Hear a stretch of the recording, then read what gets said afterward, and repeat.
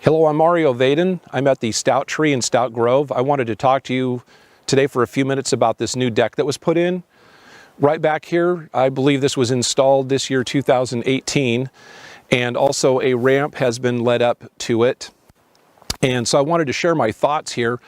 I do professional drainage work and landscape work and soil work residentially, and if I do corrective measures on properties around shrubs or even trees, if you have an area that had compaction to it, you would want to decompact it first, because a layer, even a thickness of this paper or a plastic this thickness doesn't allow anything to go through it.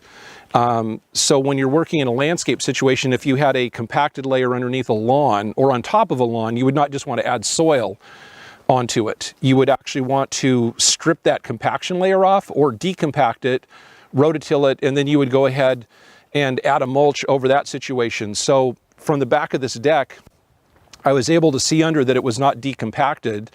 And so this deck has actually trapped what would be a compaction layer if it had one. I also want to add that I don't believe that this deck can protect the root system because there's another tree of not quite this big, but comparable size over to the side here at near the same elevation. It's about 90 to 100 feet from where I'm standing.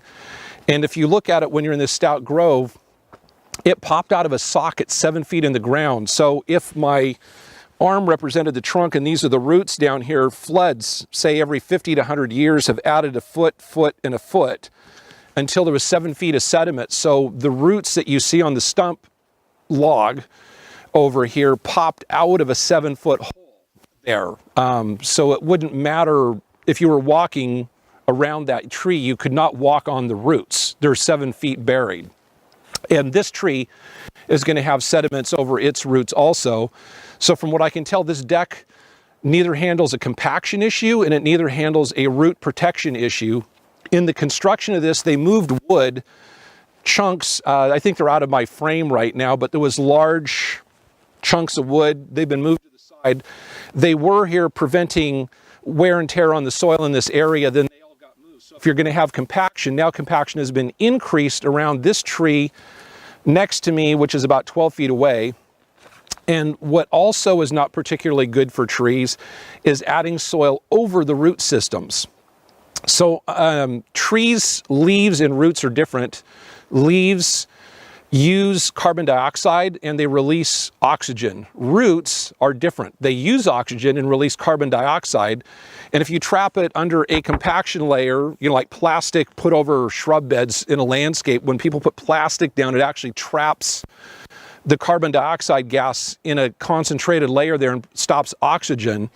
So where this ramp was put in here, this actually traps carbon dioxide over the roots of 1, 2, and 3 trees, complete or partials of their root system, and prevents oxygen in that area. It's not a huge area, but that's the effect that's happening where this is located.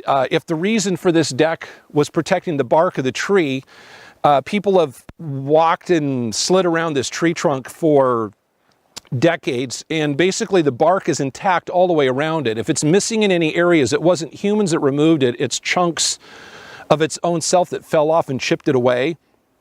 So if protection was wanted for that, I believe a split rail fence would have been sufficient. Just a little split rail fence around the tree probably would have done the job for the tree itself. As far as the deck itself, my personal opinion as a professional arborist and a landscape consultant is that this deck is a expenditure of money that didn't accomplish anything except putting a platform here that's going to need maintenance someday or repair.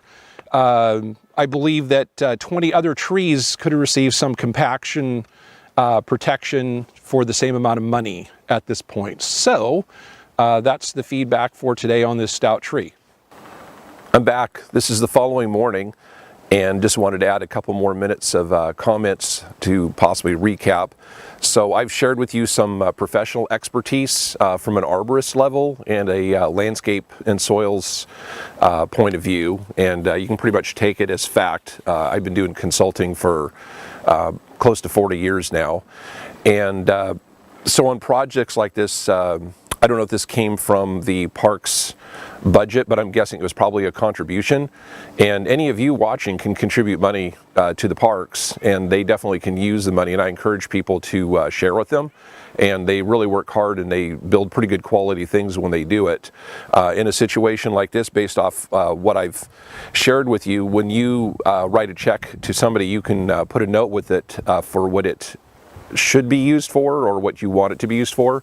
You could also note what you don't want the money used for, and they pretty much honor that. I just share the extra information so people can fine-tune that aspect themselves, or purely just learn about trees and what's going on. I come to the forest to look at the trees, but I look at the whole thing too from a management point of view, because I've worked at universities and golf courses over the years, large-scale park-like settings, and so I've had a chance to observe that, and I find it interesting how things are managed and taken care of, and how money is spent, and how things are built, and the results, and how much bang for the buck people get on that kind of a thing.